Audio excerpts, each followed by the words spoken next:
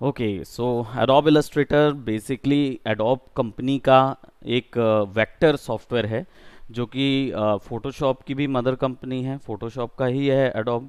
और basically Photoshop जो है वो इमेजेस के साथ, पिक्सेल्स के साथ ज़्यादा काम करता है, इसलिए कलर रेंज उसके अंदर बहुत ज़्यादा मिलती है।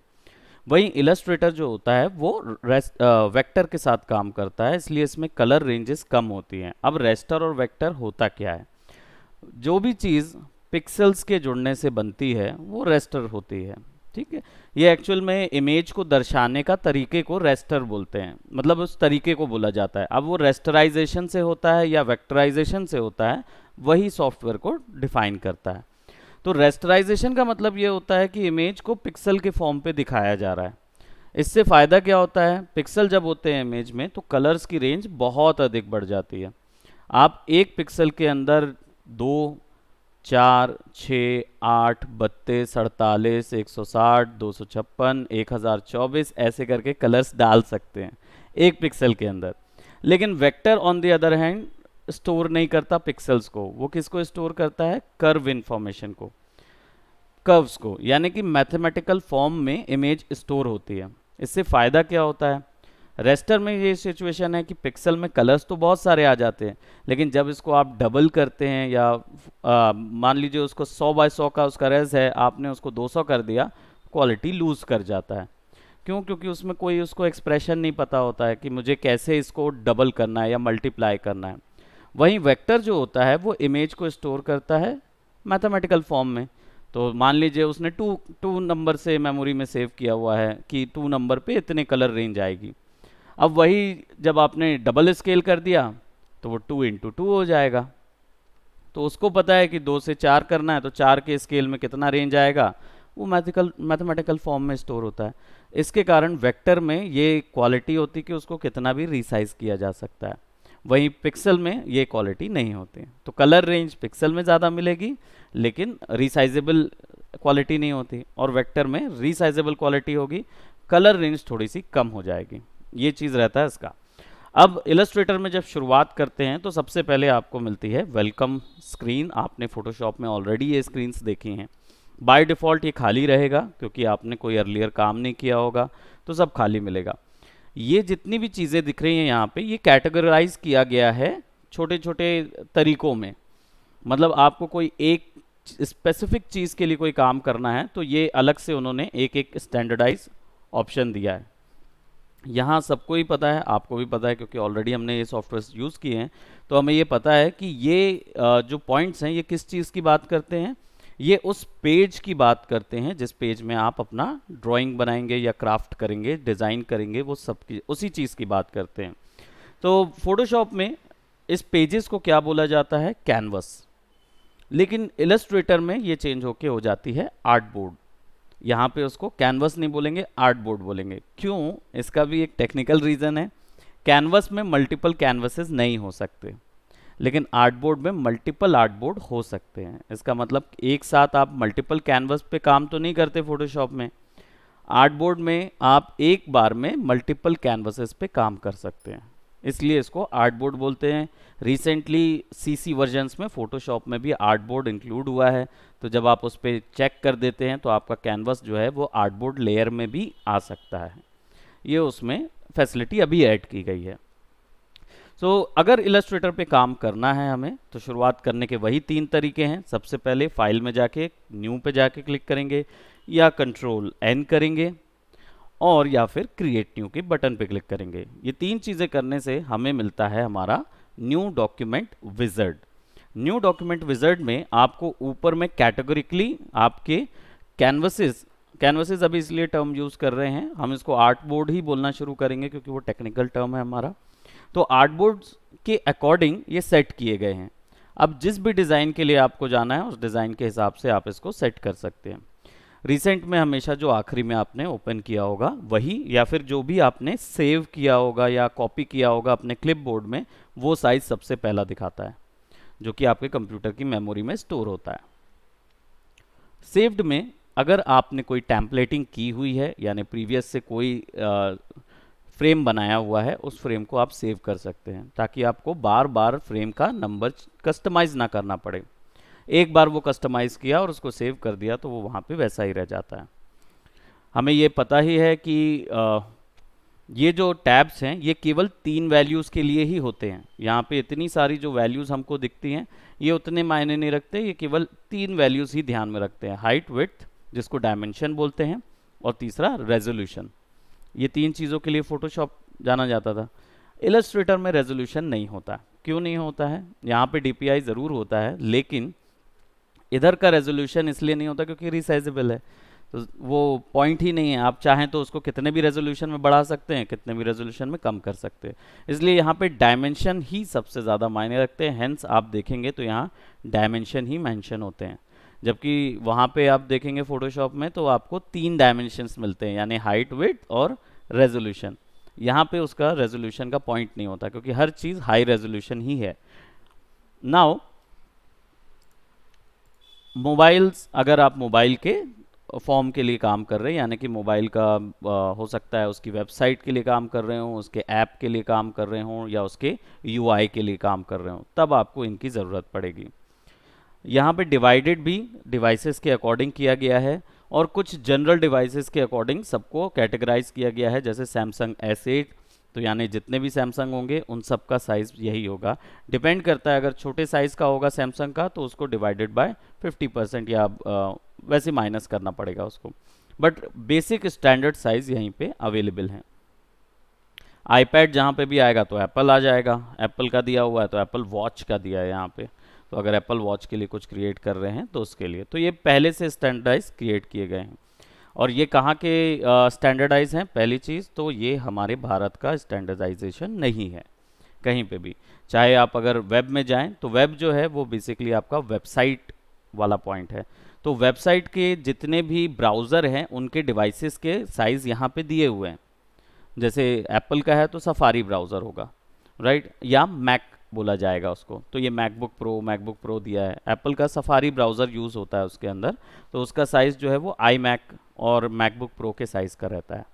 तो ये देख सकते हैं।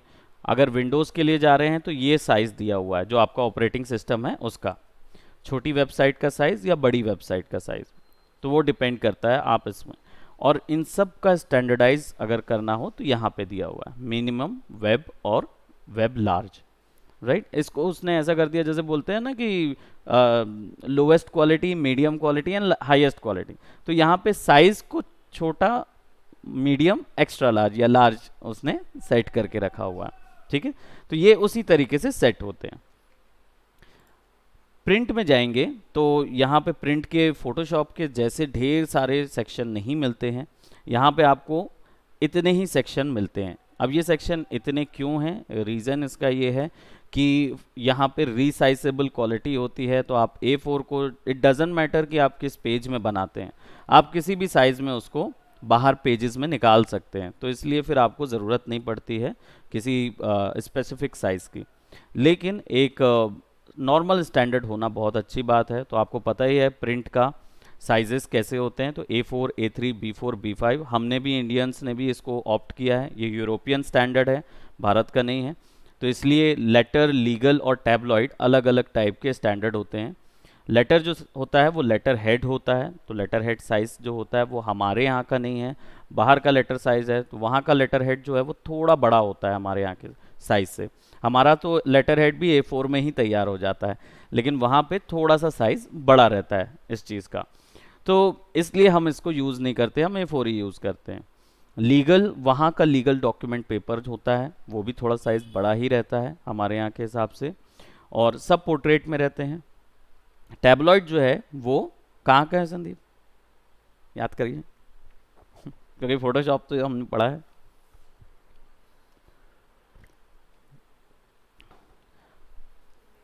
फिर भूल गए टैबलॉइड का मतलब क्या होता था? सनसनीखेज, है ना। ये एक्चुअली वहाँ के वेस्टर्न न्यूज़पेपर का फ्रंट पेज है ना। तो न्यूज़पेपर, क्योंकि वहाँ का न्यूज़पेपर जो होता है उनके फ्रंट पेज में ना एक बहुत बड़ी सी इमेज डाली गई रहती है, ब्रेकिंग न्यूज़ होती है। अब हमारे यहाँ क्या होता है, वो न्यूज़ नहीं होती, हमारे यहाँ छोटे छोटे छोटे छोटे छोटे ढेर सारे कॉलम्स होते हैं और मोदी जी का फोटो रहेगा राइट, वैसा कुछ रहता है। लेकिन टैबलॉइड वहाँ पे क्या होता है, सबसे वो इमेज होती है जो सबसे ज़्यादा कंट्रोवर्शियल होती है वहाँ पे, और पहले पेज में उनका एक स्टैंडर्ड है कि वो पहले पेज में कहीं एडवर्टाइजमेंट नहीं डालते। तो टैबलॉइड जो है वो आपका क्या बोलते उस साइज को बताता है जो न्यूज़पेपर का फ्रंट साइज होता है यूरोपियन, तो इसलिए इसको इस साइज का रखा गया है। अब फिल्म एंड वीडियो, जब हम फिल्म और उसके जो टाइटलिंग होती है या थंबनेलिंग होती है, मूवी का जो शुरुआत में पेज होता है वो तैयार करने के लिए इनका यूज़ करते हैं। यहाँ पे हम कोई मैट वर्क नहीं करेंगे फोटोशॉप की तरह कि उसमें हमने कुछ मूवी के लिए कुछ बनाया, वैसा कुछ नहीं करेंगे। हम बेसिकली यहाँ पे केवल उनके सामने की टाइटलिंग के लिए हम इसको यूज़ कर सकते हैं। ये दिया इसलिए जाता है ताकि आप कई बार होता है इमेज बॉर्डर्स बनाने होते हैं या फिर इमेज के ऊपर में अगर आप मूवीज़ के ऊपर बेसिकली मूवीज़ के बॉर्डर्स तैयार करने हों या उनके इंट्रोज तैयार करने हों, तब के लिए हमको ये लगता है। आपने देखा होगा टाइटल आता है तो फिर वो लिख के आता था, पहले होता ना हम साथ साथ है लिख के आता था, फोटो आती थी फिर डिज़ाइन बन के आता, वो हमें दिखाना पड़ता है इसमें। तो ये साइज़ के लिए हमें इसकी ज़रूरत पड़ेगी। आर्ट एंड इलस्ट्रेशन, जब हम लोग इलस्ट्रेशन कर रहे होंगे, अब ये इलस्ट्रेशन और इलस्ट्रेटर दोनों अलग अलग चीज़ है। इलस्ट्रेशन का मतलब होता है कोई आइडिया को इमेजिन करना, री इमेजिन करना या आइडिया थ्रो करना। क्या होता है कि हम लोग जब आर्ट वर्क बनाते हैं तो अगर हम कोई कैरेक्टर बना रहे हैं या फिर हम किसी लेट जस्ट से प्रिंट का कोई ग्रीटिंग कार्ड का हमने कुछ सोचा, हमने जो आइडियाज़ सोचे, हमने उसका लेआउट तैयार करना है। लेआउट क्यों तैयार करना है? क्योंकि अगर आप पहले ही उसका फाइनल प्रोडक्ट तैयार कर देंगे तो फिर क्या होगा कि अगर वो मान लीजिए अच्छा नहीं लगा, राइट, वो आपने दे दिया, प्रिंट के लिए चला गया या प्रिंट के लिए ना भी गया, क्लाइंट के पास डायरेक्ट चला गया, तो क्लाइंट तो बोलेगा अरे ये तो बहुत बेकार है, आपकी मेहनत भी बेकार हुई और हमारा भी ये बेकार हुआ। तो क्या होता है, हमें इलस्ट्रेट करना होता है। ये खासकर फैशन डिज़ाइनिंग टर्म में बहुत ज़्यादा यूज़ करते हैं, जिसमें आपने देखा होगा वो कुर्कीज़ होते हैं जो फैशन इलस्ट्रेशन, इसको डिजिटल इलस्ट्रेशन से ज़्यादा बेटर सर्च किया जाता है।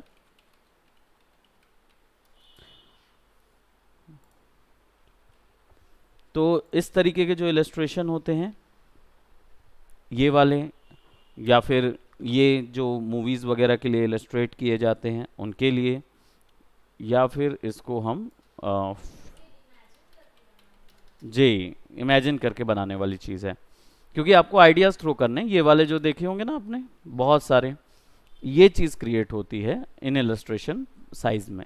हालांकि इसमें साइज़ का कुछ वो नहीं होता, लेकिन फिर भी इनको एक स्टैंडर्ड साइज़ का बनाया गया है ताकि आप आसानी से इसकी शीट तैयार कर सकें अलग अलग। जैसे यहाँ पे आप देखते हैं एक इलस्ट्रेट किया जाता है, एक इलस्ट्रेशन तैयार होता है, उसी की कॉपी लगाई जाती है और अलग अलग कपड़ों को वहाँ पे ड्रॉ किया जाता है। ठीक है, तो इस तरीके से काम होगा, हम भी इस चीज़ को आगे अपने उसमें करेंगे। नाउ हम आ जाते हैं प्रिंट में, क्योंकि सबसे पहला सेक्शन हमारा यही रहेगा प्रिंट का।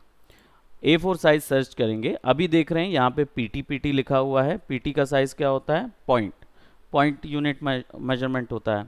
अब यहाँ पे देखेंगे, यहाँ पे आपको सारे के सारे यूनिट मेजरमेंट मिल जाएंगे।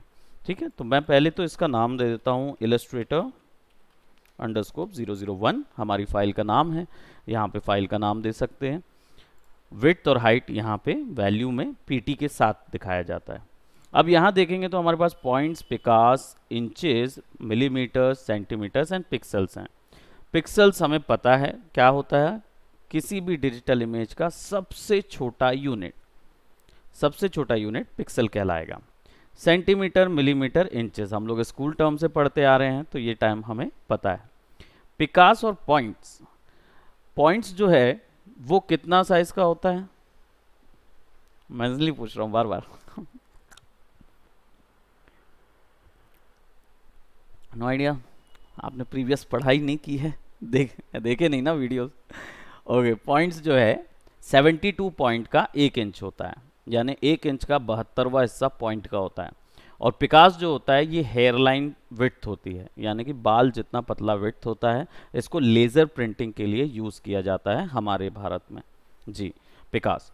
और पॉइंट्स जो हैं ये यूरोपियन फैक्ट है, यूरोपियन यूज़ करते हैं। हम लोग तो इंचेस सेंटीमीटर में ही डील करते हैं, बट पॉइंट्स जो हैं वो इंटरनेशनल टर्म में चलता है। तो वहाँ पे आपको इंचेस का 72वां पॉइंट हिस्सा जो होगा वो पॉइंट कहलाता है, 1 पॉइंट। तो 72 पॉइंट का 1 इंच बनेगा। नाउ इसको हम पिक्सल कर देंगे तो सारा कुछ जो है वो पिक्सल में चेंज होगा, लेकिन यहाँ कन्वर्ट नहीं होता है फोटोशॉप की तरह। यहाँ पे वैल्यूज़ जो है वो वैसे कन्वर्ट नहीं होती, क्योंकि फोटोशॉप में क्या होता था, आप इसको 100 पॉइंट करके रखेंगे और फिर यहाँ पे कोई वैल्यू चेंज कर देंगे तो उसकी वैल्यू कन्वर्ट हो जाती थी। अभी ये पिकास वगैरह में कन्वर्ट कर देगा। अब देखेंगे, ओके पिक्सल्स में किया तो 595 पिक्सल और पॉइंट ऑलमोस्ट सिमिलर है, थोड़े से पॉइंट्स का डिफरेंस होगा, मतलब डेसिमल पॉइंट्स का डिफरेंस होगा। तो ठीक है।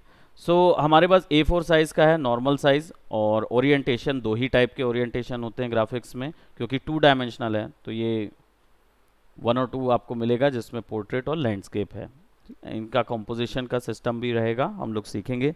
आर्ट बोर्ड्स हैं, यानी कि अभी 1 रखा है हमने। मल्टीपल आर्ट बोर्ड्स के साथ जब काम करेंगे, जैसे हमें काम करना हुआ मल्टीपल पेजेस की बुक्स के साथ या फिर मैगजीन्स के साथ, या फिर हमें काम करना हुआ ऐसे ग्रीटिंग कार्ड के साथ जिसके अंदर पे भी हमें एक एक्स्ट्रा पेज देते हैं, यानी ब्रोशर में हमें एक एक्स्ट्रा पेज रहता है अंदर में, तब हम इसको बढ़ा सकते हैं। तो अभी फ़िलहाल हमारा जो है वो 1 पॉइंट पे ही रहेगा।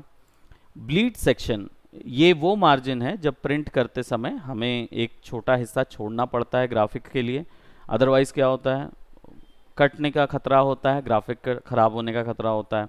ब्लीड जो है वो बेसिकली शीट में, क्योंकि सारी प्रिंटिंग निकलती है, तो अगर ग्राफिक्स के बीच में गैप नहीं होगा तो कटर जो है वो कई बार गलती से हो सकता है ग्राफिक को काट दे, इसलिए ये मार्जिन देना ज़रूरी होता है। अब यहाँ पे जो वैल्यूज़ हैं, आप अगर 0.2 mm से लेकर 0.5 mm तक यूज़ कर सकते हैं, लेकिन एक छोटी सी ट्रिक है कि ब्लीड की विड्थ जो है वो एक और तरीके से आप नाप सकते हैं, खासकर मिडिल विड्थ जो होती है वो ऐसे नाप सकते हैं कि जो चलिए जब प्रिंट की बात करेंगे तब उसको एक्सप्लेन करूँगा, अदरवाइज बोलने से ज़्यादा समझ नहीं आएगा। वो 0.1 रखते हैं। अगर मैं जैसे ही इस पर कोई वैल्यू देता हूँ, टैप करता हूँ, तो वो सब में अप्लाई हो जाती है, राइट। इसको मैं मेजरमेंट जो है वो मिलीमीटर में कर देता हूँ, तो 0.03 mm का वो रहेगा, तो मैं 0.2 कर देता हूँ टैब, तो सब जगह एक यूनिवर्सल। अगर मुझे हॉरिजॉन्टली बढ़ानी है और वर्टिकली छोड़नी है, सिमिलर रखनी है, तब फिर मैं ये हिस्सा इस चेन को अनक्लिक कर दूंगा, तब मैं मैनुअली ब्लीड बढ़ा सकता हूँ कहीं के भी, और वो एक दूसरे पे असर नहीं करेगा। थोड़ा सा मैं इसको एक और बार ओपन कर लेता हूँ, अदरवाइज हमारा वो क्लियर नहीं रह जाएगा कि एडवांस ऑप्शन में क्या होता है। और मोर सेटिंग्स में तो जो टेम्पलेट आपने बनाया हुआ है वो टेम्पलेट की सेटिंग्स आप यहाँ से दे सकते हो, ठीक।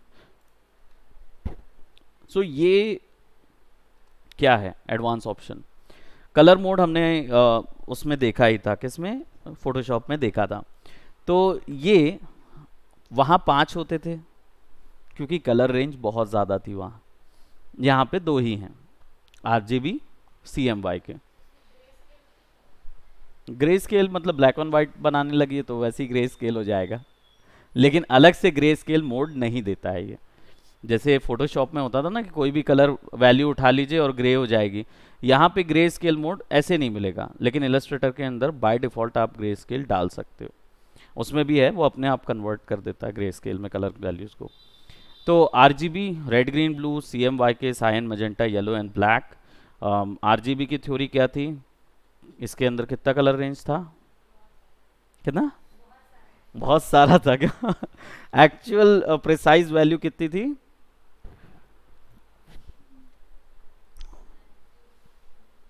नो 72,000, 16,70,000, 16,70,000 की कलर रेंज देता है रेड ग्रीन ब्लू हमको। वही तो था, 16,72,000 समथिंग समथिंग समथिंग निकलता है वो, है ना। 72,000 में मतलब ऐसा कोई कलर रेंज नहीं था कि जो 72,000 का हो, वो 16,72,000 72.4 समथिंग कुछ ऐसा निकलते जाता है, आगे जाता है RGB कलर्स। और CMY के थाउजेंड्स ऑफ कलर्स में रह जाते हैं, वो ज़्यादा नहीं निकल पाते। क्यों? क्योंकि CMY के रियल वर्ल्ड के कलर्स होते हैं, पिगमेंट होते हैं, प्रिंट के थ्रू बनते हैं, प्लस इनमें ब्लैक कलर ऐड करना होता है, जिसके कारण कलर की वैल्यू कम होती जाती है और ज़्यादा शेड्स नहीं मिल पाते। और आरजीबी में क्योंकि लाइट ऐड होती है, हमें पता ही है डिजिटल वर्ल्ड के लिए जब यूज़ करते तो रेड ग्रीन ब्लू यूज़ करते हैं, तो आरजीबी में जब आप जाते हैं तो लाइट्स ऐड होती हैं, लाइट्स ऐड होती हैं तब जाके आप उसको, बोलना चाहिए सूरज से इंस्पायर्ड कलर्स होते हैं, तो सूरज में इतनी बड़ी कलर रेंज है जो कंप्यूटर भी अभी नहीं समझ पाता है। तो कंप्यूटर अभी उस हिसाब से उसी तर्ज पे कंप्यूटर ने अभी 16,70,000 निकाले हैं, और ये 4 भाग में डिवाइड होते हैं, फोटो मल्टीप्लाई होते हैं फोटोशॉप में, जो कि 62 बिलियन जाता है, 72 बिलियन नहीं। तो 72 बिलियन नहीं है वो, 62 बिलियन है, ठीक है। तो 62 अरब तक हम फोटोशॉप में काम कर सकते हैं कलर्स के साथ। तो वो जब हाई 3D इमेजेस पे काम करते हैं तब वो यूज़ होता है। तो इसको आरजीबी रखिए, कोई प्रॉब्लम नहीं है, वो बोलेगा, एरर बताएगा कि आपने जो कलर मोड यूज़ किया है वो इसके अकॉर्डिंग नहीं है या कुछ भी, इट डजेंट मैटर, वो हर चीज़ कन्वर्ट कर लेता है। तो आप इसको CMYK भी रखिए, कोई प्रॉब्लम नहीं है, RGB भी रखिए, कोई दिक्कत नहीं है। बस यही है कि RGB में ये अलर्ट इसलिए आता है क्योंकि जो यहाँ पे आर्ट बोर्ड पे जो कलर नज़र आएगा वो प्रिंट पे नज़र नहीं आएगा। क्यों? क्योंकि वो डेफिनेटली प्रिंट पे RGB जब कन्वर्ट होके निकलता है बाहर तो डल हो जाता है CMYK में। तो आप इसलिए ये रखेंगे तो एक्चुअल कलर नज़र आएगा। तो इसको यूज़ करके देखिए। नाउ रेस्टर इफेक्ट यही है PPI, इसलिए मैंने बोला कि यहाँ पे रेजोल्यूशन ज़्यादा मायने नहीं करता। PPI का मतलब क्या होता है? पिक्सल पर इंच, तो 300 पिक्सल्स पर इंच आता है, और 70-150 हाई ये इंडस्ट्री स्टैंडर्ड है जो बना ही लिया गया है। आप इसको 600 भी कर सकते हैं, 700 भी कर सकते हैं, कोई प्रॉब्लम नहीं है, लेकिन उसका कोई फ़ायदा नहीं है क्योंकि डिस्प्ले क्वालिटी अभी आई ही नहीं है टेक्नोलॉजी जो 300 से ऊपर की PPI में दिखा रही हो। तो कोई मतलब नहीं है, केवल फाइल साइज बढ़ेगा। इसलिए इलस्ट्रेटर ने उसको क्या किया है, डिफाइन कर दिया कि भाई इतने ही है, तीनों चीज़ इतनी ही लीजिए। जब इधर जाएंगे तो भी वो उतनी ही डिफाइन रहेगी। प्रीवियस ये ऑप्शंस थे जहाँ पे आप DPIs को बढ़ा सकते हैं, वैसे इसके अंदर भी अलग से आप बढ़ा पाओगे। डिफ़ॉल्ट ये आपके आउटपुट के लिए नहीं है, ये आर्टबोर्ड पे काम करते वक्त कितना क्वालिटी में आपको वर्क देखना है वो चीज़ है। अगर इसको डिफ़ॉल्ट पे रखेंगे तो क्या होगा, जो कंप्यूटर के अंदर ग्राफिक कार्ड वगैरह लगा है उसी की मेमोरी यूज़ करके दिखाएगा। पिक्सल कर देंगे तो हल्का सा क्वालिटी जो है वो लो दिखाएगा, और ओवर प्रिंट कर देंगे तो क्वालिटी ज़्यादा बेटर दिखाने के, मतलब highest form of highest quality जितना कंप्यूटर सपोर्ट करता है वो दिखाएगा। लेकिन इसमें प्रॉब्लम ये हो जाती है कि इनमें रैम थोड़ी सी खर्चा होने लगती है, तो इसलिए इसको डिफ़ॉल्ट में रखते हैं प्रीव्यू मोड में। ये तो हमारा जो टेम्पलेट है उसके लिए है ना। तो अभी ये सेटिंग को अगर सेव करना हो तो फिर आप मोर सेटिंग में जाके इसको क्रिएट डॉक्यूमेंट कर देंगे तो वो सेव हो जाएगा। सो अभी फ़िलहाल हमारे पास यहाँ पे इलस्ट्रेटर स्कोप 001 हम यहाँ पे रखते हैं, क्रिएट रहेगा। अब हमारे पास आ जाता है पैनल। वर्क करने का तरीका बिल्कुल फोटोशॉप की ही तरह है। जूम इन जूम आउट के लिए ऑल्ट दबा के माउस को आगे पीछे या फिर कंट्रोल माइनस और प्लस, वैसा ही है। स्पेस बार दबाएंगे और मूव कराएंगे तो हमारे पास पैन ऑप्शन भी है, डायरेक्ट वैसा ही काम करेगा। इसमें रोटेशन देना नहीं होता है क्योंकि ज़रूरत ही नहीं पड़ती है, क्योंकि सारे ग्राफिक्स जो हैं वो कैनवस के बाहर भी ड्रॉ हो सकते हैं। इलस्ट्रेटर के अंदर ये जो हिस्सा है इसको आर्टबोर्ड बोलते हैं, कैनवस नहीं बोलेंगे। क्यों, वो तो मैंने बता ही दिया, बट उसके साथ साथ एक और फैसिलिटी है इसके अंदर, वो ये कि आप इसके बाहर भी ड्रॉ कर सकते हैं ऑब्जेक्ट को, और वो ऑब्जेक्ट भी रेंडरेबल होता है, यानी कि वो भी इमेज के फॉर्म पे अलग से बाहर निकल सकता है।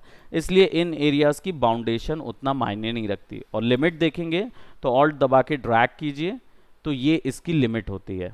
ये आपका आर्टबोर्ड, ये आपका वर्क स्पेस एरिया, और इसके बाद आपका आता है नो मैंस लैंड, यानी यहाँ पे कुछ नहीं जाएगा।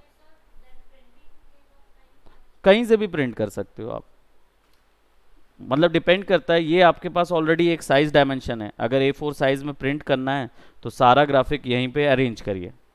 पर मान लीजिए कोई चीज़ है जो A4 से ज़्यादा जा रही है और आपको बाउंडेशन नहीं है, तो फिर आप इसका साइज़ भी मैनुअली बढ़ा भी सकते हैं, और या फिर आप उन ग्राफिक्स को यहाँ पे रख के सबको एक साथ एक शीट में लेके भी वर्क कर सकते हैं। ये क्यों दिया गया है ये फैसिलिटी इसलिए दिया गया है क्योंकि जब हम बिल्डर लाइन में जाते हैं आर्किटेक्चर विजुअलाइजेशन के लिए जो नक्शे बनाए जाते हैं वो इस कैनवसेस में काम करते हैं। दैट मीन्स कि आप, क्योंकि नक्शों में तो क्या होता है कि आपको एक चीज़ का बस डायमेंशन बता बता के रखना होता है, और उसमें फ्रंट साइज वो बहुत बड़ी शीट में निकलता है। तो उस समय पे जब इन स्टैंडर्ड साइज से बड़ी शीट आ गई तब क्या करेंगे, तो देन आप ग्राफिक बना बना के सबको एक साथ भी प्रिंट के लिए डाल सकते हैं। हाँ,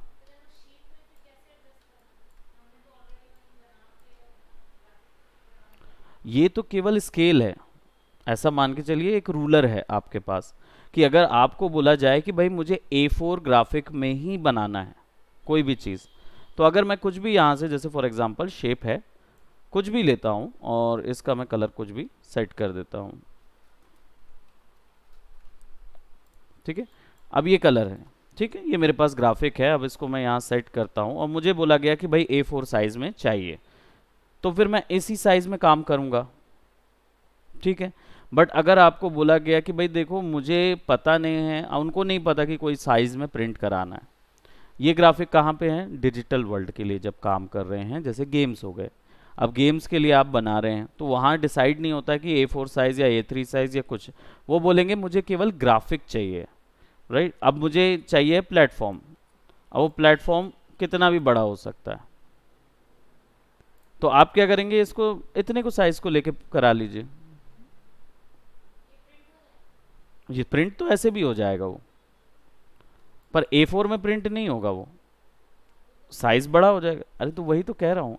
एक बात बताइए, क्लाइंट आपको बोला है कि मेरे को फर्क नहीं पड़ता A4 में हो, तो फिर आप क्यों परेशान हो रहे हैं कि A4 में हो रहा है कि नहीं हो रहा है। क्लाइंट अगर बोला A4 में चाहिए, तो फिर इसको उठाइए और यहाँ से A4 में लगा दीजिए, तब वो A4 में ही होगा। बट क्लाइंट ने अगर बोला है आपको कि भाई मेरे को, क्योंकि डिजिटल वर्ल्ड में क्या होता है, पीएनजी इमेजेस यूज होती हैं। पीएनजी इमेजेस में क्या होता है, ट्रांसपेरेंसी होती है, उनमें कोई बाउंडेशन नहीं होता है, तो उसको 10,000 यूज़ करूं या एक सिंगल यूज़ करूं उससे कोई मतलब नहीं होता। इसलिए ये फैसिलिटी दी जाती है कि आप वर्सेटाइल रहें, क्योंकि इलस्ट्रेटर जो है वो नोन है डिजिटल वर्ल्ड और ये वाला वर्ल्ड जो होता है रियल वर्ल्ड, प्रिंट वर्ल्ड, दोनों जगह काम करने के लिए। तो इसलिए आपको ये दोनों चीज़ दे दे। अब अगर मैंने ये कर दिया तो मान लीजिए ये डबल हो गया, तो ये डबल साइज क्या हुआ, A3 साइज हो जाता है, A4 का जस्ट डबल A3 साइज हो जाता है। तो अगर ये A3 साइज है ग्राफिक, पूरे को सेलेक्ट करके अगर मैं प्रिंट करूंगा तो A3 साइज के पेज में प्रिंट होगा, है ना।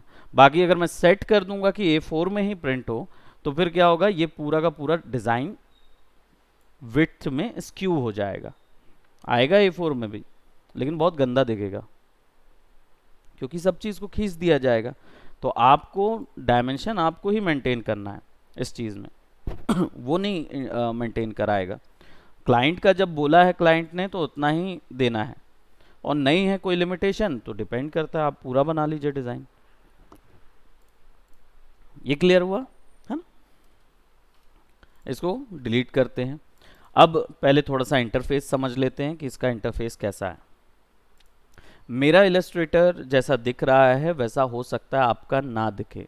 क्यों ना दिखे, क्योंकि बहुत समय वर्क करने के कारण कई पैनल्स मैंने बाहर निकाल लिए, कई पैनल्स अंदर कर दिए, कई हाइड कर दिए हैं एक्सप्लेनेशन के दौरान। तो बाय डिफ़ॉल्ट रीसेट में अगर देखना है आपको तो आप यहाँ विंडोज़ पे जाएंगे, वर्क स्पेस पे जाइए और असेंशियल्स जो होता है या रीसेट एसेंशियल क्लासिक, यानी कि जो ऑलरेडी मेरा सेट है उसी को रीसेट कर दूंगा तो सारी चीज़ पुराने तरीके से आ जाएगी। ये फोटोशॉप का पुराना तरीका है। अभी का जो ये लुक सजेस्ट करते हैं वो है ये वाला। तो अभी जब फोटो आप इलस्ट्रेटर इंस्टॉल करेंगे ना तो इस तरीके से नज़र आएगा, तो आप डरिएगा नहीं कि सारे पैनल कहाँ चले गए मेरे, है ना। क्यों, क्योंकि उन्होंने क्या कर दिया, सब चीज़ कॉम्पैक्ट कर दिया है हर चीज़ को। तो अगर हमें वो पुरानी वाली आदत लगी है फोटोशॉप वाली, तो फिर आप विंडोज़ में जाके इसको एसेंशियल क्लासिक कर दीजिएगा, तो हमारे फोटोशॉप के अकॉर्डिंग सारी चीज़ आ जाएगी, ठीक है। तो हम दोनों में स्विच करते रहेंगे थ्रू आउट अपने वर्क की ओर। नाउ ऊपर में आता है मेन्यू बार। हमें पता ही है, एक लाइन में अगर मेन्यू बार को सम अप करें तो क्या हुआ, सॉफ्टवेयर की सारी चीज़ें यहीं मिलेगी, कोई भी चीज़ इससे बाहर नहीं है। हो सकता है कुछ ऑप्शंस यहाँ ना मिलें, लेकिन वो ऑप्शंस यहाँ ज़रूर मिलेंगे। दूसरा बार है जिसको सब कैटेगरी ऑप्शन बार भी बोलते हैं, ऑप्शन बार भी बोलते हैं। इसका अर्थ क्या होता है, टूल्स में या कोई भी ऑप्शन जो आपने सेलेक्ट किया है या कोई भी ऑब्जेक्ट सेलेक्ट किया होगा, उसका जो सेटिंग उसमें की जा सकती है वही सेटिंग आपको यहाँ मिलेगी, उसके अलावा और कुछ नहीं। कहीं पे भी जो भी चीज़ आपने सेलेक्ट की होगी, बाय डिफ़ॉल्ट जैसे मैं क्लिक करता हूँ तो मैंने आर्टबोर्ड सेलेक्ट किया हुआ है, तो उसकी सेटिंग्स ही मुझे यहाँ दिखाएगा। अभी मेरा ये टूल सेलेक्ट था अर्लियर, कौन सा वाला, ये वाला टूल सेलेक्टेड था, तो एक शेप के लिए मुझे ये दे दिया गया। बाकी मैं यहाँ पे क्लिक करके अपने आर्टबोर्ड की सेटिंग्स चेंज कर सकता हूँ, राइट। ये भी है प्रेफरेंसेस, क्योंकि अगर आपको इनमें से कोई चीज़ों का बदलाव करना है तो आपको यहाँ पे इनकी ज़रूरत पड़ती है। प्रेफरेंसेस वो ऑप्शंस होते हैं जो कि सॉफ्टवेयर की अंदर की अपीयरेंस को चेंज कर सकते हैं या सॉफ्टवेयर को यूज़ करने के तरीके को बदल सकते हैं, ठीक है। तो इधर जाने के लिए थोड़ा सा हमें सॉफ्टवेयर का नॉलेज ज़्यादा होना चाहिए, तब हम इसके अंदर जाएंगे, ठीक। अभी फ़िलहाल इसको हम कैंसिल करते हैं बिकॉज ये अभी फ़िलहाल हमारे काम का नहीं है। अब जो बीच में हिस्सा दिख रहा है आर्टबोर्ड और इस पूरे हिस्से को तो हम समझ गए कि ये क्या चीज़ के लिए होता है।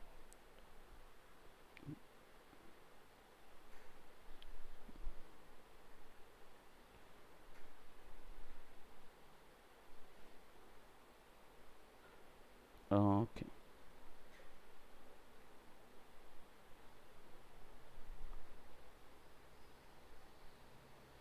Just a minute. या तो ये वाला हिस्सा तो हमें समझ में आ गया, ऑल्ट दबा के हम ड्रैग करेंगे और हमें इतने वैल्यूज़ मिलेंगे। स्पेस बार भी समझ में आ गया, ओके। कंट्रोल प्लस माइनस का भी रोल हमें समझ में आ गया।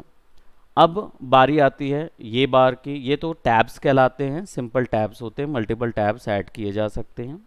ये हिस्सा क्या कहलाता है, टूल बार। अब टूल बार को फोटोशॉप में क्या किया गया था, कैटेगराइज किया गया था 4 भाग में, जिसमें ड्राइंग, सिलेक्शन, आपका और कौन सा, वेक्टर और बिहेवियरल ग्रुप, 4 ग्रुप में उसका टूल बार डिवाइड होता है फोटोशॉप का।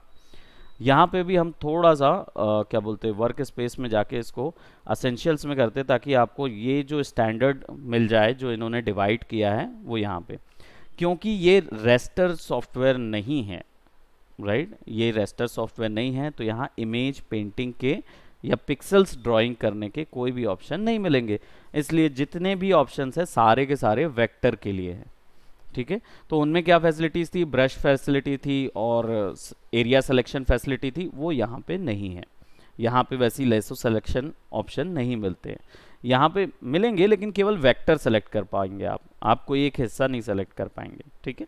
तो यहाँ पे जो ऑप्शंस मिलेंगे वो पूरे पूरे वेक्टर टूल हैं। तो याद है ना फोटोशॉप के वो vector tools, pen tool, direct selection tool और path selection tool, convert point tool और शेप टूल।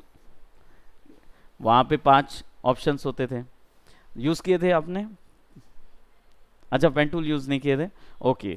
ये एक ऐसा टूल है ना जो सब जगह काम आएगा और सब जगह सेम होता है। तो अगर आप यहाँ पे पेन टूल यूज़ कर लेंगे ना, तो आप समझ लीजिए आपने फोटोशॉप में भी यूज़ कर लिया है। तो फोटोशॉप में क्या है, बात बहुत कम मिलते हैं, यहाँ वेक्टर के ज़्यादा टूल्स मिलेंगे। तो फोटोशॉप में जो मैंने पेन टूल बताया वो बेसिकली ड्रॉ करने के लिए होता है, वेक्टर शेप। उसी के बाद कन्वर्ट पॉइंट टूल, यानी जो वेक्टर शेप आपने ड्रॉ किया है उसमें अगर कोई बदलाव उसके शेप में करने हैं तो यूज़ होता है, यानी आप एंकर पॉइंट, अच्छा खैर हम लोग उसके बारे में और डिटेल में आगे बात करेंगे, अदरवाइज वो मैसअप हो जाएगा। इसको ऐसे समझें, यहाँ से ये 2 ऑप्शन ही हैं सिलेक्शन के, शेप के, सिलेक्शन के, केवल यही 2 ऑप्शंस होते हैं, ठीक है। ड्रॉ करने के लिए यहाँ से यहाँ तक के ऑप्शन, यानी पेन टूल से लेकर ब्रश टूल तक, पेंट ब्रश टूल तक आपको जितने ऑप्शन मिलेंगे बस इतने ही ड्राइंग के लिए है, इसके अलावा और कोई ड्राइंग का टूल नहीं। टेक्स्ट, यहाँ से आएंगे तो टेक्स्ट के साथ कोई भी बदलाव करने हैं, टेक्स्ट इटसेल्फ में वेक्टर होता है लेकिन वो एंकर पॉइंट नहीं देता, आपको कोई भी ऐसा ऑप्शन नहीं देगा जिसमें आप टेक्स्ट को मॉडिफाई कर सकें, लेकिन हम इलस्ट्रेटर में उसको मॉडिफाई कर सकते हैं किसी और तरीके से। अभी फिलहाल हमें टेक्स्ट को छूना नहीं है। यहाँ पे जितने ऑप्शन दिख रहे हैं रोटेट टूल, ये कैनवस रोटेशन के लिए नहीं है, ये शेप के रोटेशन के लिए अलग से टूल दिया है। यानी शेप को रोटेट करना है तो ट्रांसफॉर्म प्रॉपर्टी के अलावा आप कैसे उसको रोटेट कर सकते हैं, वो यहाँ से ऑप्शन होता है, उनका यूज़ होता है, तो हम लोग आगे उसको यूज़ करेंगे। इरेजर, अगर वेक्टर शेप को इरेज करना है उसके लिए यूज़ होगा। ऐसे ही शेप बिल्डर टूल, ये एडवांस टूल टर्मिनोलॉजी होती है, यानी कि अगर दो कॉम्प्लेक्स शेप आपको तैयार करने हैं ना, कॉम्प्लेक्स शेप बनाने हैं, वो सारे आप यहाँ से बनाएंगे। ग्रेडियंट, ग्रेडियंट अप्लाई करने के लिए आई ड्रॉपर, यहाँ का आई ड्रॉपर और फोटोशॉप का आई ड्रॉपर में थोड़ा अंतर है। फोटोशॉप में ड्रॉपर क्या करता था, कलर उठाता था, यहाँ पे वो वेक्टर शेप की सब प्रॉपर्टी उठा लेता है। अब वेक्टर शेप में कितनी प्रॉपर्टीज होती हैं बताइए? वेक्टर शेप में या शेप में, जो भी फोटोशॉप में शेप बनाते थे हम लोग पेन टूल से, उसमें कितनी प्रॉपर्टीज होती हैं? क्या क्या चीज़ बदलाव कर सकते हैं शेप के अंदर? प्रैक्टिस नहीं किए बिल्कुल। कोरल, कोरल भी तो वेक्टर है। कोरल में जो शेप बनाते हैं उसमें कितने चीज़ बदलाव कर सकते हैं? मतलब कितने एलिमेंट होते हैं जिसको चेंज किया जा सकता है। फॉर एग्जांपल जैसे कोई इमेज होती है फोटोशॉप के अंदर, तो उसके कलर्स को भी बदल सकते हैं आप, है ना। लेकिन इमेज को, जैसे फॉर एग्जांपल एप्पल बना हुआ है फोटोशॉप के अंदर, एप्पल ड्रॉ हुआ है, तो अगर एप्पल ड्रॉ हुआ है तो हम उसको बनाना तो नहीं कर सकते, तो उसमें क्या बदलाव करने को फोटोशॉप देता है? आप एप्पल को काट सकते हो, साइड से पोर्शन कट कर सकते हैं, कलर्स इंफॉर्मेशन चेंज कर सकते हैं, उसका साइज बढ़ाना कम करना, रोटेशन देना, ये सारी चीज़ें कर सकते हैं, है ना। उसकी शेडोज बनाना, ये सब चीज़ कर सकते हैं, लेकिन उसको हम मॉर्फ करके एप्पल नहीं बना सकते, है ना, चेंज नहीं कर सकते उस चीज़ को। वेक्टर शेप जो होता है आपको 3 प्रॉपर्टीज देता है। एक वेक्टर शेप के अंदर 3 प्रॉपर्टीज होती हैं। शेप बनाने के लिए यहाँ से अभी फिलहाल ड्रॉ करना शुरू करें, तो मैं एक सिंपल ये शेप ड्रॉ कर रहा हूँ, ठीक। अब इसकी 3 प्रॉपर्टीज हैं। क्या? एक तो फिल, इसके अंदर का कलर, उसको बोलते हैं फिल, ये वैल्यू यहाँ से मिलती है जिसको फिल भी बोला जाता है, ठीक है। अब आप एक्स जो बटन दिखा रहा है वो उससे स्विच होता है, फोटोशॉप में भी स्विच होता था कलर्स को, फोरग्राउंड और बैकग्राउंड में एक्स दबाने से। अब यहाँ पे डबल क्लिक करेंगे तो कलर पिकर आ जाएगा जिसकी मदद से आप चेंज करते हैं। ये सिस्टम तो हमें पता ही है, HSB और RGB और CMYK का। कोई भी वैल्यू यहाँ से चेंज किए तो फिल बदल रहा है, ये उसकी एक प्रॉपर्टी हुई। दूसरी प्रॉपर्टी होती है स्ट्रोक। स्ट्रोक यानी उसकी आउटलाइन, ये वैल्यू यहाँ से कंट्रोल होती है, यानी कि अगर मैं इसको स्ट्रोक दे दूं, अगर जूम करके देखें तो आउटलाइन पे ब्लैक कलर आ जाएगा, राइट। ये स्ट्रोक होता है। किसी भी वेक्टर शेप की 3 प्रॉपर्टीज होती हैं। पहला होता है उसके अंदर का कलर, दूसरा होता है स्ट्रोक, ठीक है, उसकी आउटलाइन, और तीसरा होता है उसका मॉडिफिकेशन पाथ, यानी path. Fill, stroke and path, ये 3 ही प्रॉपर्टी होती है। पाथ का फायदा क्या होता है कि आप उसको मॉडिफाई कर सकते हैं। मॉडिफाई इन द सेंस, अभी देख रहे हैं जैसे यहाँ पे मैं इसको ऑटोमेटिकली, इसमें ट्रांसफॉर्मेशन गिज्मो मिलता है, ठीक है, तो इसको हम क्या कर सकते हैं, बढ़ा भी सकते हैं, मूव भी कर सकते हैं, स्केल कर रहे हैं छोटा, रोटेट करने के लिए रोटेट कर सकते हैं, राइट। ये 3 प्रॉपर्टीज ट्रांसफॉर्मेशन गिज्मो देता है। कंट्रोल T जिसको यूज़ करते थे, यहाँ पे बाय डिफ़ॉल्ट मिलता है वो चीज़। लेकिन अगर मुझे इसको ट्राइंगल में कन्वर्ट करना है तो फिर वहाँ पे फोटोशॉप में पेन टूल के अंदर पे जब आपको पाथ को सेलेक्ट करना होता था तो 2 एरोज मिलती थी जिनको बोलते थे पाथ सिलेक्शन और direct selection. Path selection by default यहाँ पे मूव टूल होता है जिसको सिलेक्शन टूल बोलते हैं। इसका मतलब होता है जब भी मैं क्लिक करूँगा किसी शेप में तो वो उसके पूरे के पूरे पाथ को पकड़ लेगा। पाथ का मतलब क्या है? स्ट्रक्चर।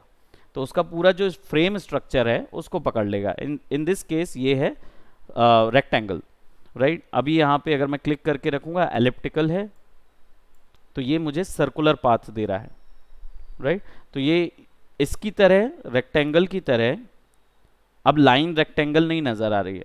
यहाँ पे देखेंगे तो ये जो रेक्टेंगल लाइन है ये अलग है लेकिन पाथ ये है, और इन लाइंस को बोलते हैं बाउंडिंग बॉक्स। ठीक है, तो ये हर सॉफ्टवेयर में होती है, कोई टेक्निकल बात है, वो हमारे इसके काम की नहीं। बट ये जो सेक्शन यहाँ दिख रहा है, जिसको ब्लू कलर से आप कंट्रोल प्लस अगर जूम करके देखिए तो ब्लू लाइन यहाँ नज़र आ रही है, ये लाइन है पाथ। अब ये क्या अथॉरिटी देती है? स्ट्रोक तो आउटलाइन का कलर चेंज करने को देता है, फिल अंदर का कलर चेंज करने को देता है, लेकिन पाथ जो है ये आपको शेप को मॉडिफाई करने की अथॉरिटी देता है। इसके लिए आपको डायरेक्ट सिलेक्शन टूल लगता है, ये शॉर्टकट है। इसमें क्या करेंगे, क्लिक करके ड्रैग करेंगे तो अब आप शेप को मॉडिफाई कर सकते हैं। तो किसी भी एक सेक्शन को सेलेक्ट करके भी आप सेट कर सकते हैं, तो मॉर्फ कर सकते हैं उसको। सर्कल को ड्रॉप तैयार करना है, एग शेप करना है, ये सारी चीज़ें इसमें होगी, राइट। अब ये जो पाथ होता है, इसके अंदर क्या क्या चीज़ें होती हैं? इसके अंदर आपको मिलते हैं एंकर पॉइंट्स। एंकर पॉइंट्स ही होते हैं जो कि पाथ के बिल्डिंग ब्लॉक्स होते हैं, जिनका यूज़ करके पाथ बनता है, कर्व पाथ तैयार होता है। तो यही वो मैथमेटिकल इंफॉर्मेशन होल्ड करते हैं। अब अगर मैं इसको सेलेक्ट करता हूँ और मूव कराता हूँ किसी भी एक हैंडल को, इनको बेजियर हैंडल बोलते हैं, और ये पॉइंट कहलाता है एंकर पॉइंट, या सॉरी इसको एंकर नॉड बोलेंगे, एंकर नॉड, ठीक है। तो जब मैं इसको मूव कराऊंगा तो अब मैं इसकी शेप्स को अलग अलग तरीके से चेंज कर पाऊंगा, राइट। अब डिपेंड करता है मुझे कौन सा शेप तैयार करना है। डिज़ाइनिंग फैक्टर में हम लोग आगे जाएंगे, देखेंगे कि वो कैसे हो रहा है। इसमें एक और फैसिलिटी मिलती है जो इलस्ट्रेटर में सीसी वर्जन्स में दी गई है। वो क्या? ये पॉइंट को ड्रैग करेंगे तो वो अपने आप स्मूथ कर्व हो जाएगा, ठीक है। तो आपको बार बार एंकर पॉइंट सेलेक्ट करके उसके बेजियर हैंडल को खींच के उसको स्मूथ नहीं बनाना है। सिंपली आपको यहाँ से एक छोटा सा पॉइंट सेलेक्ट करना है और खींच देना है, तो वो इवनली इसको स्मूथ कर देगा, राइट। तो किसी भी तरीके का शेप जो तैयार करना है आप तैयार कर सकते हैं। तो ये टूल्स वैसे ही डिवाइड किए गए हैं, डिज़ाइंस में हम लोग देखेंगे किस तरीके से इसको आगे बढ़ाना है। राइट साइड में प्रॉपर्टीज़ पैनल है, ये पूरा का पूरा प्रॉपर्टीज़ पैन कहलाता है, जैसे फोटोशॉप में प्रॉपर्टीज़ पैन हुआ करता था। पैन इसलिए बोलते हैं क्योंकि जैसे एक फ्राइंग पैन में मिक्स वेज डला रहता है, वैसे ही ये भी एक ऐसा पैनल है जिसके अंदर ढेर सारे पैनल्स होते हैं, हर चीज़ के लिए अलग अलग। सो जब हम विंडोज़ में जाके इसको एसेंशियल क्लासिक करेंगे तो देखिए ये सारे पैनल्स इसी के अंदर आते हैं, ठीक है। तो जब एसेंशियल में रहेंगे, शुरुआत में आप कोशिश करें एसेंशियल्स में काम करने का। इससे क्या होगा, सबसे लिमिटेड अमाउंट ऑफ प्रोडक्ट आपके पास रहेगा, ताकि आसानी से आप समझ पाएंगे कि हमें कैसे काम करना है। हर चीज़ को एकदम से ढेर सारे पैनल आ जाएंगे ना तो कन्फ्यूजन बढ़ सकता है, तो इसलिए इसको यूज़ करें। प्रॉपर्टीज़ पैनल जो है ये नया एडिशन है, सीसी के वर्जन्स में दिया गया है, प्रीवियस इलस्ट्रेटर्स में नहीं था। क्यों दिया गया है? अब क्या होगा, जिस भी ऑब्जेक्ट को सेलेक्ट करके आप मॉडिफाई करोगे उसकी सारी प्रॉपर्टी यहाँ पे दिखाएगा, ठीक है। तो जो यहाँ पे प्रिलिमिनरी प्रॉपर्टीज आती थी, जो ऑप्शन बार को, उसको रिप्लेस करके प्रॉपर्टीज पैनल कर दिया गया, ठीक है, न्यू में। लेयर पैनल वैसे ही काम करेगा, F7। हाँ, ये भी लेयर बेस्ड सॉफ्टवेयर है लेकिन अलग है थोड़ा। क्यों? क्योंकि फोटोशॉप में लेयर में नीचे ऊपर रख के ग्राफिक्स किया जाता था, उसको बोलते थे, जब आप लेयर को नीचे रखते थे तो यहाँ कैनवास में ऑब्जेक्ट पीछे चला जाता था, ग्राफिक जो है वो पीछे चला जाता था। फॉर एग्जांपल यहाँ पे हम ठीक है, कलर्स हमने सेलेक्ट किया। अभी देखें तो जो डिज़ाइन मैंने बाद में प्ले किया, लेयर बदली नहीं, लेयर वही रही। एक लेयर के अंदर सब कैटेगरी मल्टीपल लेयर्स बनाई जाती हैं। इसका फ़ायदा ये होता है कि आप मल्टीपल लेयर्स जितना आपको क्रिएट नहीं करना पड़ेगा और ना ही उन लेयर्स को मैनेज करना होगा। क्यों? क्योंकि एक ही लेयर के अंदर आप ऑब्जेक्ट को पीछे या आगे कर सकते हैं। इसको बोलते हैं जी ऑर्डरिंग, इसको जेड ऑर्डरिंग या जी ऑर्डरिंग बोला जाता है। इसका मतलब होता है ऑब्जेक्ट को जब पकड़ के आप कंट्रोल दबा के स्क्वायर ब्रैकेट्स दबाते हैं, लेफ्ट या राइट। स्क्वायर ब्रैकेट्स क्या करता था फोटोशॉप में ब्रश के साइज को बड़ा या छोटा करता था। तो यहाँ पे कंट्रोल प्लस स्क्वायर ब्रैकेट्स में लेफ्ट और राइट में दबाएंगे तो ऑब्जेक्ट पीछे भी जाएगा, आगे भी आ जाएगा। आप कीबोर्ड से कंट्रोल कर पाएंगे। तो इससे क्या होगा, आसान हो जाएगा डिज़ाइन पे ज़्यादा फोकस करना रेदर देन लेयर पे फोकस करने के, क्योंकि आपको अब डायरेक्ट डिज़ाइंस पे काम करना होगा। ठीक है, सो ये फ़ायदा होता है लेयर को यूज़ करने का। बाकी F7 टॉगल करने के लिए है, लेयर टॉगल, कभी गायब हो जाए लेयर दिखे ना तो F7 दबाइए, वो वापस आ जाएगा। लाइब्रेरीज हमारे लिए नहीं है, क्यों? क्योंकि हम काफ़ी सॉफ्टवेयर हैं जो क्रैक वर्जन यूज़ करते हैं, तो ये वाला जो है ये उनकी डॉक्यूमेंटेशन के लिए है, इसलिए ये बंद रहेगा बाय डिफ़ॉल्ट। बट अगर आप ओरिजिनल वर्जन यूज़ करेंगे तो डेफिनेटली आपको ये मिल जाएगा। यहाँ पे कुछ नहीं, ट्यूटोरियल्स जो साइट्स में होते हैं वो मिल जाते हैं। तो अगर आपको एक्सेस करना है तो यहाँ से क्यों एक्सेस करें, आप डायरेक्ट साइट में जाके एक्सेस कर सकते हैं, वो फ्री ऑफ कॉस्ट डॉक्यूमेंटेशन होता है, वो मिल जाता है जी। तो आपको कुछ छूटता नहीं है। सो यहाँ पे हमारे पास लेयर्स आ गया। अब आप देख रहे हैं प्रॉपर्टीज़ में सारी ऑप्शंस चेंज हो गए, क्योंकि उस ऑब्जेक्ट की फिल, स्ट्रोक, पाथ की प्रॉपर्टी तो हम डायरेक्ट चेंज कर सकते हैं, तो फिल अपीयरेंस प्रॉपर्टी जो है वो हम यहाँ से चेंज कर पाएंगे। फिल यहाँ से भी चेंज होता है, यहाँ से भी चेंज होता है। ठीक है, और इसमें भी सब कैटेगरी 3-4 और हैं, तो काफ़ी चीज़ें मिलेंगी, हम एकदम से नहीं कूदेंगे उस चीज़ में। शुरुआत के लिए आपको एक छोटी सी प्रैक्टिस देता हूँ इसमें काम करने के लिए। सो क्या करेंगे, सबसे पहले हम यहाँ पे शेप बना लेते हैं, एक सिंपल शेप्स बना के देखेंगे। ठीक है, आपको सिंपली स्केल करने का तरीका वैसा ही है, शिफ्ट दबा के बढ़ाएंगे, कम करेंगे तो यूनिफॉर्म रहेगा, ऑल्ट दबा के तो सेंटर से बट नॉन यूनिफॉर्म, ऑल्ट और शिफ्ट एक साथ दबाएंगे तो फिर आप यूनिफॉर्म कर पाएंगे उसको। ठीक है, तो यहाँ पे मैंने एक सन बनाया हुआ है, देन मैं यहाँ पे लेट जस्ट से एक ग्राउंड तैयार करता हूँ।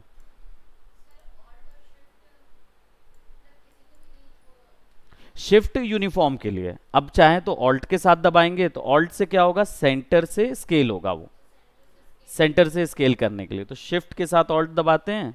यही चीज़ फोटोशॉप में भी रहेगी, तो ऑल्ट दबाएंगे तो वो सेंटर से स्केल होगा। लेकिन अगर यूनिफॉर्म सेंटर से स्केल करना है तो ऑल्ट प्लस शिफ्ट और फिर ड्रैग कीजिए, तो बिल्कुल बराबर से उनकी हाइट और विड्थ प्रोपोर्शनेट मेंटेन आएगी। अब इसका कलर डबल क्लिक करके यहाँ से हम ब्राउन कर देते हैं।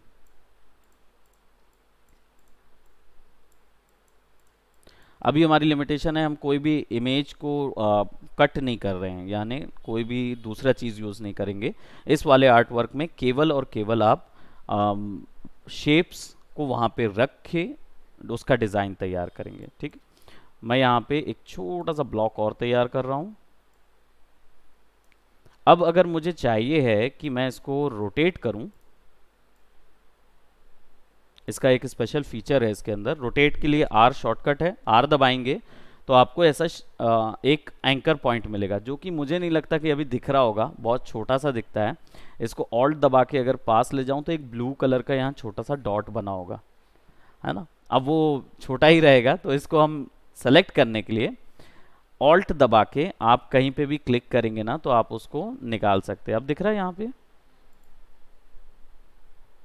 है ना। तो ये चीज आप ऑल्ट दबा के इसको मूव करा सकते हैं। अब ये क्या करेगा,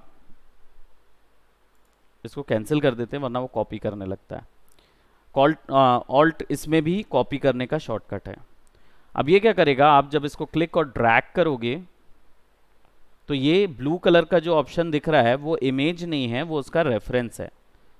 तो अगर मैं इसको बिना किसी बटन दबाए ऐसे ही छोड़ दूंगा तो वो उस डिग्री पे शिफ्ट हो जाएगा, क्योंकि रोटेशन यहाँ लगा हुआ है। हमने क्या किया, उसका ये वाला पॉइंट शिफ्ट करके यहाँ लगा दिया। तो अब अगर क्लिक करूंगा तो ये ऐसे होगा। तो इसको जैसे ही मैं ऑल्ट दबाता हूँ तो मेरा कर्सर चेंज हो जाता है कॉपी के लिए, और इसको मैं यहाँ पे छोड़ देता हूँ।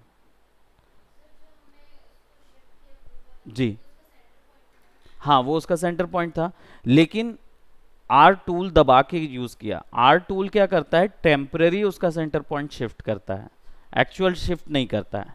एक्चुअल उसका वहीं क्या वहीं सेंटर में ही रहता है, सेंटर पॉइंट जो होता है ना। तो जब उसको ऑल्ट आर दबाते हैं तो वो टूल स्पेशली दिया गया है आपको आर्क मार्जिन्स के लिए। कि आप टेम्परेरी उसको चेंज करके यूज़ कर लीजिए, वापस से वो फिर से रीसेट हो जाएगा और बीच में चला जाएगा, है ना। क्योंकि अगर मैं यहाँ से इसको अगर घुमाने जाता हूँ ना, राइट, तो वैसा आ जाएगा।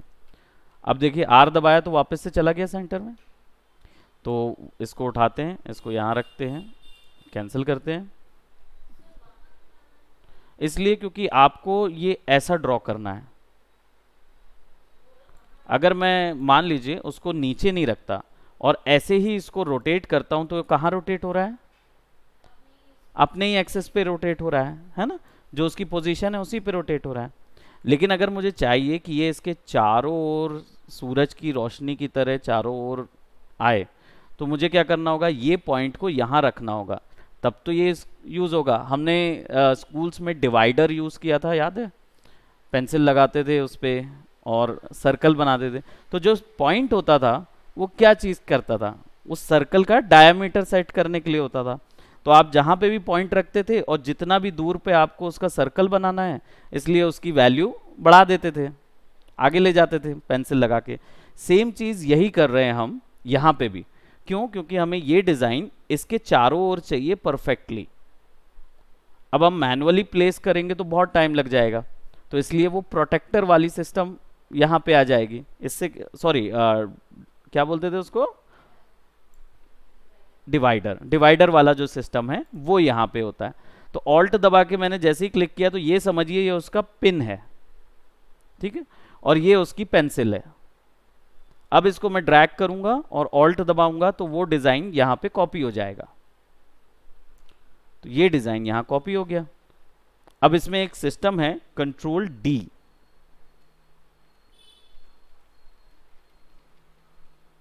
Right, control D. इससे क्या हुआ, जो भी लास्ट एक्शन आपने किया हुआ है वो कॉपी हो जाएगा सब जगह, राइट। ये चीज एक सिंपल टेक्निक होती है। अब आप चाहे लेफ्ट में जाइए, राइट में जाइए, सब टू यू। अब ये क्या हुआ, परफेक्टली ड्रॉ हो गया। हम नीचे के सेलेक्ट करते हैं शिफ्ट दबा के और इनको डिलीट कर देते हैं। So now we have got something like this, है ना। तो अब चाहें तो इसको ब्लू कलर कर दीजिए, आप जो बनाना चाहते हैं। अब मान लीजिए आपको ये आउटलाइन नहीं चाहिए इन सब में से, तो आउटलाइन नहीं चाहिए तो सबको सेलेक्ट कीजिए, आउटलाइन पे जाइए क्लिक करके और ये वाला ऑप्शन सेलेक्ट कर दीजिए नन, और यहाँ पे आपका स्लैश जो क्वेश्चन मार्क वाला की होता है उसको दबा दीजिए, तो वो गायब हो जाएगा। तो क्या हुआ, सारी आउटलाइंस चली गई, लाइन हो गया। नहीं नहीं, उस पर भी क्लिक कर दीजिए तो भी हो जाएगा। हाँ, या तो कीबोर्ड शॉर्टकट से क्वेश्चन मार्क दबाइए या फिर डायरेक्ट इस पर क्लिक कर दीजिए, दोनों वैल्यू सेम ही है। अब इसके बाद हम क्या करेंगे, विल टेक अ सर्कल और सेंटर से स्केल कर देते हैं इसको, और एक प्रोबेबली हम ग्रीन कलर ले लेते हैं और कंट्रोल लेफ्ट तरफ का स्क्वायर ब्रैकेट दबाते जाएंगे पीछे जाने के लिए।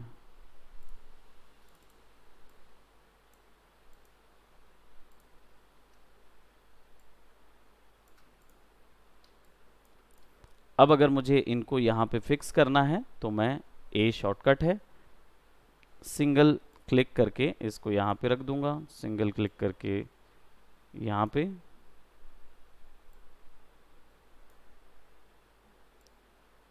और फिल करने के लिए मैं इसलिए फिल नहीं कर रहा हूँ, फिल करने के लिए मैं इसको क्लिक करके ड्रैग कर दूंगा, तो क्या होगा, मुझे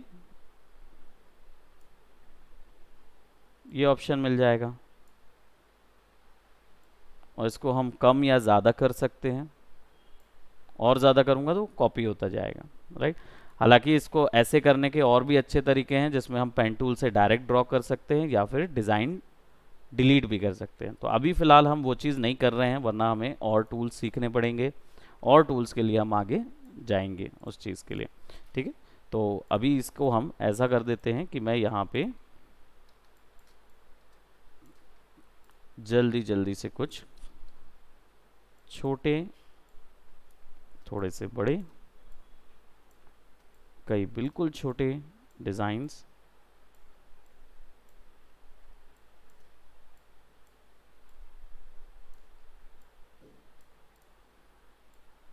बस मिक्स कर दिया, सबको सेलेक्ट किया, कंट्रोल जी से ग्रुप हो जाता है। और ये चीज़ यहाँ से भी होती है, ऑब्जेक्ट में जाके ग्रुप, दोनों चीज़ कर सकते हैं। और इसका कलर एक बार में चेंज कर देते हैं टू वाइट और ड्रैग करके यहाँ लगा देते हैं।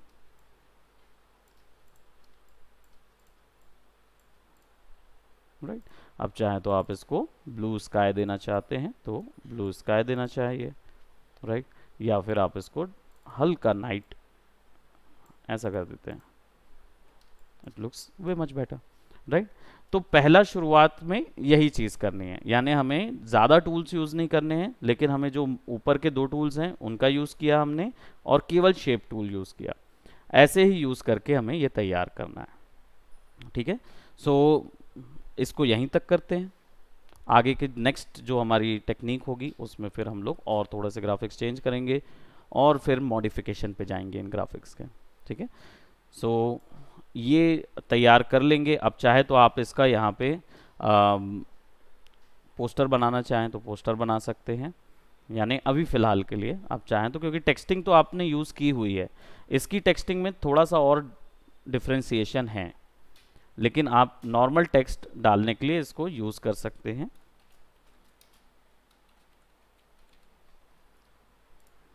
ड्रॉ किया हमने, क्लिक करके ड्रैग कर दिया, है ना। बाकी सारी जो ऑप्शंस हैं वो आपके पास यहाँ मिल ही जाएगा आपको, है ना। तो कौन सी वाली आपको यूज़ करनी है। और कलर उठाने के लिए आई ड्रॉपर है, भाई डायरेक्ट कलर उठ जाएगा वो। और इसमें स्ट्रोक भी दे सकते हैं हम, हाँ। तो आसानी से हम कोई भी चीज़ इसमें तैयार कर पाएंगे। एज इन करेंटली हम लोगोज में तो नहीं जा रहे हैं, लेकिन हमने केवल एक सिंपल डिज़ाइन तैयार किया हुआ है ना। अब इसकी अलाइनमेंट कैसे करनी है, बाकी चीज़ें बैलेंसिंग कैसे तैयार करनी है, वो सब हम लोग बाद में देखेंगे। ठीक है, तो फिलहाल ये एक असाइनमेंट रहेगा जो आपको क्रिएट करना होगा, राइट, आपकी क्लास में। तो ये तो कंप्लीट कर लेंगे, यहाँ पे कर सकते हो देख लो, कोई इशू नहीं है आप, है ना, कोई दिक्कत नहीं है। ठीक है, इसको सेव कर लिया। बाय डिफ़ॉल्ट ये AI.ai फॉर्मेट में सेव होगा, ये PNG में नहीं निकलता है। PNG में निकालने के लिए एक्सपोर्ट करना पड़ता है। ये आप फाइल में सेव एज करेंगे ना, तो बाय डिफ़ॉल्ट .ai फॉर्मेट में सेव होगा, बाय डिफ़ॉल्ट से सेव हो जाएगी फाइल। लेकिन इसको बाहर निकालने के लिए, इमेज के लिए, आपको फाइल में जाके एक्सपोर्ट करना होगा। एक्सपोर्ट सिलेक्शन कर दीजिए अभी फ़िलहाल, ग्राफिक को सेलेक्ट करके, तो ये ऐसा आएगा। फिर यहाँ से आप सेट कर सकते हो कि JPEG चाहिए, PNG चाहिए, ये सब चाहिए, है ना। नहीं तो बाय डिफ़ॉल्ट वो AI फॉर्मेट में ही रहेगा। तो आप, ऐसा भी कोई दिक्कत नहीं है, आप AI में ही करिए। नेक्स्ट वाले में मैं डेफिनेटली एक्सप्लेन करूँगा कि वो चीज़ कैसे बाहर निकाली जाती। ठीक है, so that's it for today, bye bye, take care.